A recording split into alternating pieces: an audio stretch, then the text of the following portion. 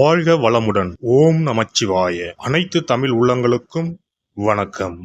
நாம் இந்த பதிவில் பெயர்ச்சியாகும் செவ்வாய் பகவானால் ராசிக்காரர்களுக்கு ஏற்படும் சுப மற்றும் அசுப பலன்கள் என்ன என்பதனையும், அசுப பலன்கள் ஏற்படுமாயின் ராசிக்காரர்கள் செய்ய வேண்டிய பரிகாரங்கள் என்னென்ன, வழிபட வேண்டிய தெய்வம் யார் என்பதனை பற்றியும் விரிவாக காண்போம். உங்கள் வாழ்வில் வளமும் நலமும் செல்வ செழிப்பும் பெற்று வாழ்வில் உயரிய நிலையை அடைய எல்லாம் வல்ல இறைவனை வேண்டி விரும்பி கேட்டுக்கொள்கிறேன். செவ்வாய் பகவான் சகோதரக்காரகன் ஆவார். சிவப்பு நிறத்தின் அதிபதி, ஆண் கிரகம், அதிலும் தைரியமான கிரகம்.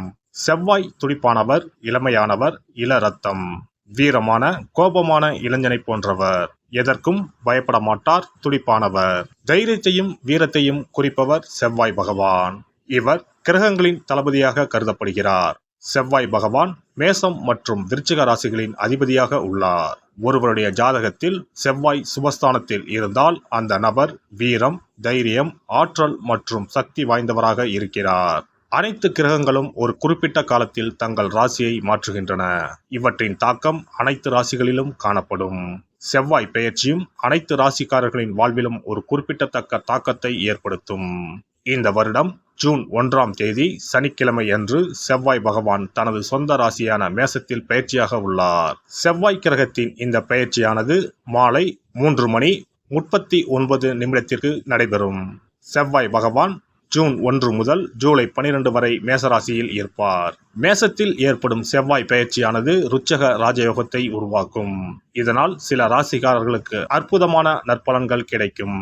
செவ்வாய் பகவான் மகர ராசியில் அல்லது அதன் சொந்த ராசியான மேசம் அல்லது விருச்சகத்தில் இருக்கும்போது இந்த ருச்சக ராஜயோகம் உருவாகிறது.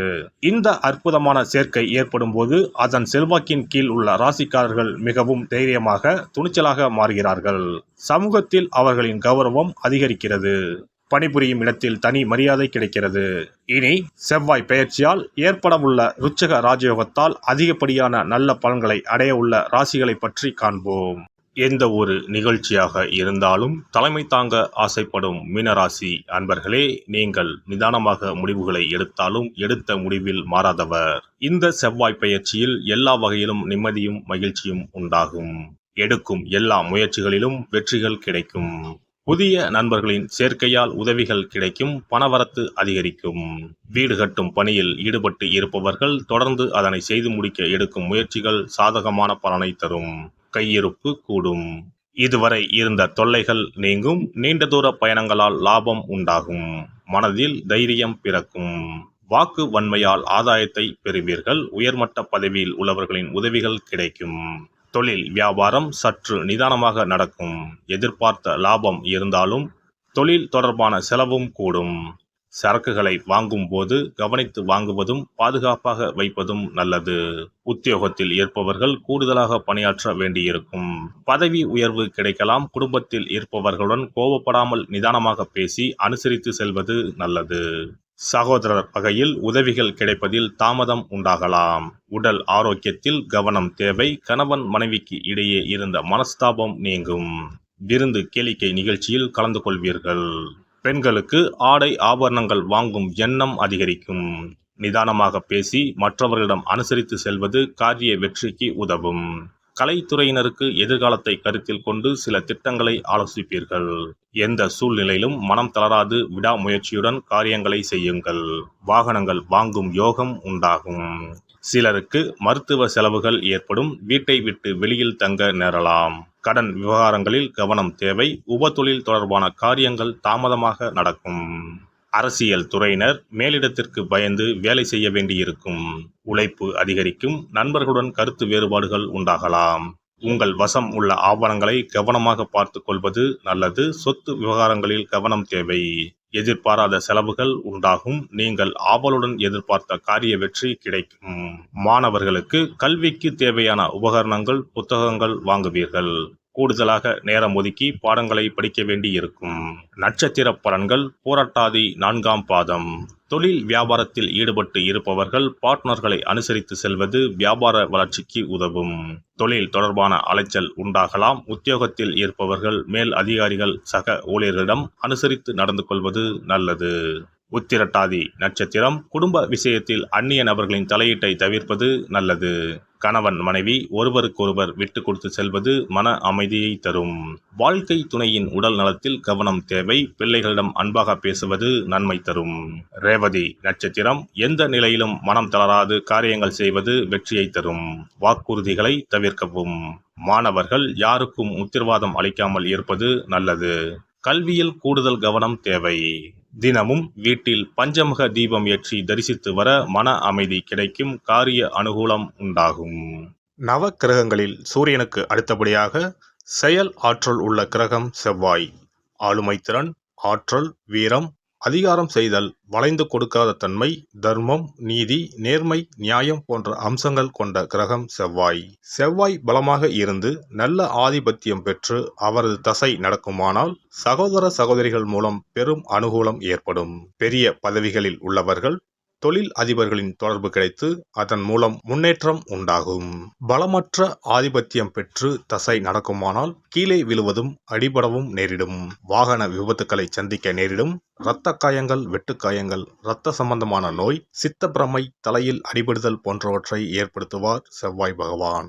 வீண் வழக்குகள், சண்டை சச்சரவுகள், மறைமுக நேர்முக எதிரிகள், பொருள் களவு போகுதல், செய்தொழில் வியாபாரத்தில் திடீரென்று பெருத்த நஷ்டம், அரசாங்க கெடுபிடி, பதவி இறக்கம், மறைந்து வாழும் சூழ்நிலை என்று பலவகை இன்னல்களை உருவாக்குவார். செவ்வாய் முதலான தோஷங்கள் அனைத்தும் நீங்க அவரின் அருளை முழுவதும் பெற செவ்வாய்க்குரிய அதிதேவதையான முருகனை வழிபடுவதும், கோதுமை ரொட்டி, வெள்ளை எள் கலந்த இனிப்பு பலகாரங்கள், துவரை போன்றவற்றை ஏழைகளுக்கு தானம் கொடுப்பதும் நல்லது.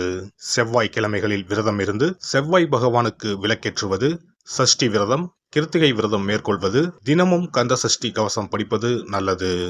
மேலும் செவ்வாய்க்குரிய கல்லான பவளக்கல்லை மோதிரத்தில் பதித்து அணிவது, சிவப்பு நிற ஆடையை அணிந்து கொள்வது, செப்பு பாத்திரங்களை உபயோகிப்பது போன்றவற்றால் செவ்வாயால் உண்டாகக்கூடிய தோஷங்கள் குறையும்.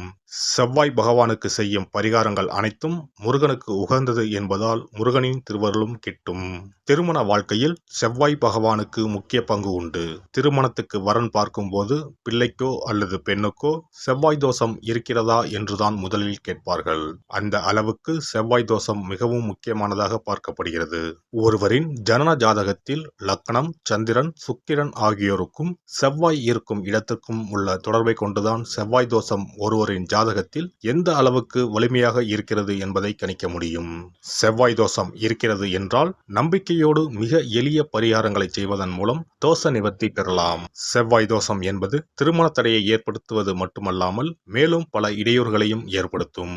எனவே செவ்வாய் பகவானை செவ்வாய் தோறும் செவ்வாய் ஹோரையில் வழிபடுவதும், செவ்வாய்க்குரிய கடவுளான முருகப்பெருமானை 9 நெய் தீபம் ஏற்றி வழிபடுவதும் செவ்வாய் தோஷத்தினால் ஏற்படக்கூடிய அசுப பலன்களின் தாக்கத்தை பெரிதும் குறைக்கும் என்பது ஐதீகம். செவ்வாய் தோஷம் ஒருவருக்கு இருந்து ஒருவருக்கு இல்லை என்றால் திருமணம் செய்யக்கூடாது என்பது சாஸ்திரம். இருவருக்கும் இந்த தோஷம் இருந்தால் திருமணம் செய்து வைக்கலாம் என்று சிலர் சொல்வார்கள். ஆனால் பொதுவாக தோஷம் ஒருவருக்கு இருந்தாலும் சரி அல்லது இருவருக்குமே இருந்தாலும் சரி, தக்க ஜோதிடர்களை ஆலோசித்து முறைப்படி பரிகாரங்கள் செய்வதுதான் சரி. செவ்வாய் தோஷத்தால் திருமண தடை உள்ளவர்கள் வைத்தீஸ்வரன் கோவிலுக்கு வந்து அரச மரத்தடி விநாயகர் ஆதி வைத்தியநாதரை வழிபட்டு ஆலமரத்தை சுற்றி வர வேண்டும். வைத்தியநாத சுவாமி, தையல்நாயகி அம்மன், செவ்வாய்க்கு அதிதேவதையான முருகப்பெருமானை வழிபட வேண்டும். சன்னதியில் உள்ள செவ்வாய் பகவானுக்கு சிகப்பு வஸ்திரம் சாத்தி அபிஷேகம் செய்து பரிகாரம் செய்ய தடைகள் நீங்கும். இந்த வீடியோ பதிவு உங்களுக்கு பிடித்திருந்தால் லைக் பண்ணுங்க, கமெண்ட் பண்ணுங்க, ஷேர் பண்ணுங்க, மறக்காம சப்ஸ்கிரைப் பண்ணுங்க, பக்கத்துல இருக்கிற பெல் பட்டனை கிளிக் பண்ணுங்க. நன்றி, வணக்கம். ஓம் நமச்சிவாய. சிவாய நம.